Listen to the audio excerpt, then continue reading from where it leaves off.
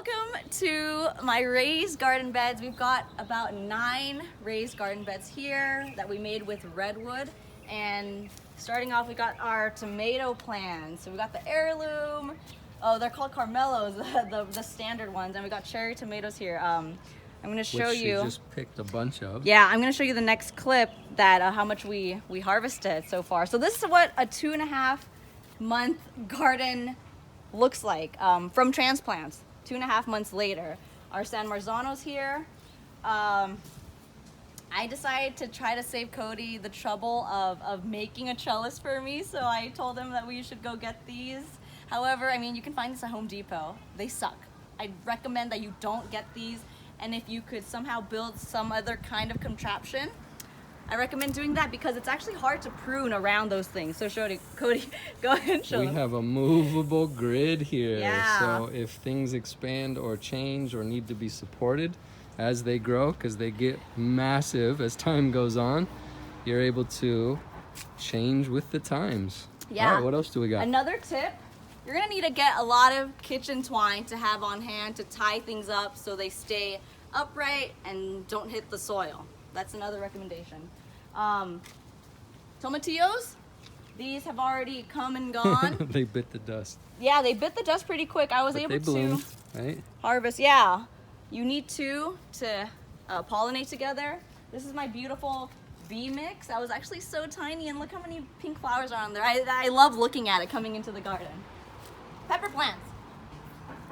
Fish pepper and the poblanos, the serrano peppers here, these are getting huge. I mean, they were this big, and look how tall they're getting. I'm 5'2". What is this? Well, I guess they're in the raised beds. Okay, real quick, let's show the strawberries. So we'll decide to spoil Cody with 2 whole beds of these strawberries that he really wanted. They're fun to take care of too. We got quite a bit there, and then come over here. From this area, I didn't really harvest anything yet, but these are zucchinis. Once I harvest, I'm gonna give you guys a closer tour of the rest of my garden. So let's go take a look at what I harvested. Today is June 29th. 24th. Really? Oh, okay. And we've harvested some fruits and veggies from the garden. We are in Southern California, and this is what grows out here during the summer. If you water your plants quite frequently. I would like to show you our heirloom. Today we actually Cody found a grub caterpillar in one of them, and unfortunately it was a nice big one, so we had to toss it.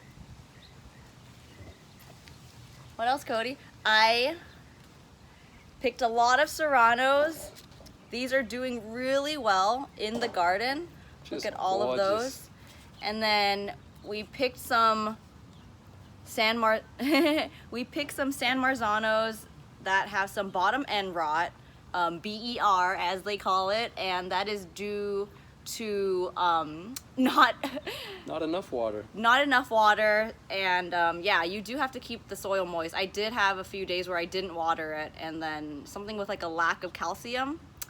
So we had some of those. This one actually, San Marzano, has no bottom end rot, so the newer fruits are doing better. I've got a big mama here. Right there. That's a nice one too. That's Big Mama. San Marzanos are good for tomato sauces. We've been eating it with buffalo or burrata mozzarella, So good. caprese style. With the basil. Yeah, with the basil we're growing. And these are purple tomatillos. So this is my first time growing them, and I'm kind of confused about them. I mean, one plant only produces 1 pound a season, but if you normally shop for green tomatillos, they're like 5 times the size. So I don't know if this is standard, if you guys know if this is a standard size for home gardens, organic gardens, purple tomatillos, and it actually died pretty quick. So these are like the leftover ones that dried up and stayed on there. Some of them did get purple. Normally when you harvest them, you wait until it breaks through the husk. A lot of them weren't like that by the time it got brown and died. So I still pick them because they're still good. I'm actually gonna clean them and store them in the freezer until it's time to make a big batch of salsa with the serranos I'm gonna be using. We also got some strawberries. These are Mara de Bois. They're quite small, perhaps because they're organic. I don't know if after this first production of harvest is gonna... I believe it's because they're organic. Maybe after this first fruiting, right? First batch. It might batch, the next one might be bigger, but they're very sweet.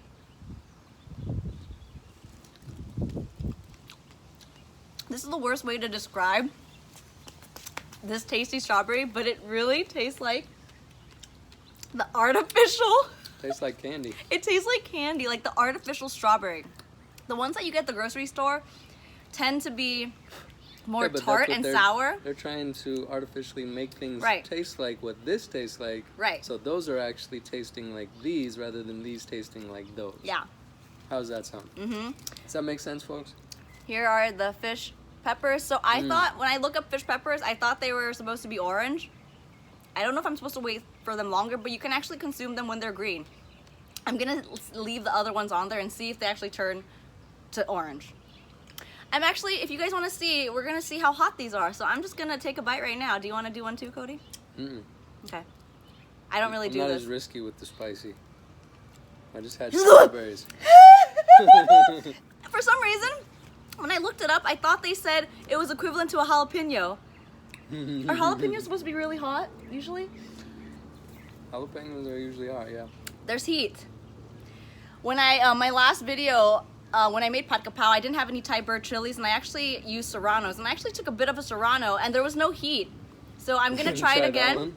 I mean, I already have heat in my mouth, but let's just see if there's any heat to this, because I thought serranos had some heat. And there's no heat to serranos.